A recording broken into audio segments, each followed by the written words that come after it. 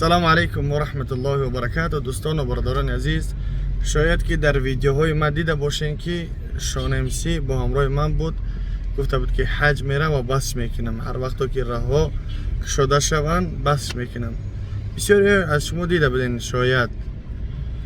و این روز الحمدلله که راه شده شدن، گرجدانیان تاجیکستان هم رفتن میتوانند، بلکه کم قیمت تر است کسانی که گرجدانی تاجیکستان هستند. و هم خاطر برادران عزیز همین را با شانمسی روان کنین تا اینکه همون برادر ببینه و حج یعنی برود تا اینکه بس کنه ریب خانی را. ما با او عهد دادیم تو من خدمه برمت خراجاتش همون مصرف عجیبه که خدم، بلکه تو بس کنی همین کارا را. فقط یعنی این کار به خاطر الله هست، نه به خاطر اون که ویزه و دیگه. الحمدلله فقط به خاطر الله که یعنی همون که بس کنه. شاید که بسیاری مردم موزیک گوش کنی را بس کنه، موزیکای اینا همو را. وقتی که او هدایت بیاد شاید که بسیاری مردم هم هدایت بیوان. ما خاطر برادران عزیز در حقش دعا کنیم که خداوند شانمسی را توفیق بده و هدایت کنه و یعنی طلب ما را رد نکنه و قبول کنه و تیوریش بینه آخر دکبر یعنی به حجش روان کنیم.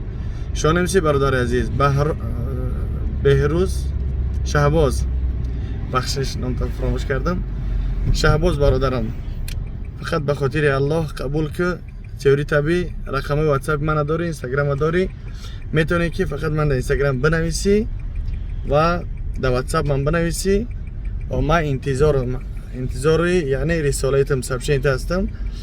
با چه خاطر من پوبلیش نکردم؟ با خاطر که پوبلیش ما قبول کرده بودیم و پوبلیش نمیکنیم که تو اینکه تو قبول کنی و رد نکنی و تئوری طبی ببینی آخری ما سال جدید، سال نو و چیکار کنی؟ همه کار تا تغییر بدی و عملهای خوب کنی. خداوند میگه و تعاونوا علی البر و التقوى ولا تعاونوا علی الاثم والعدوان.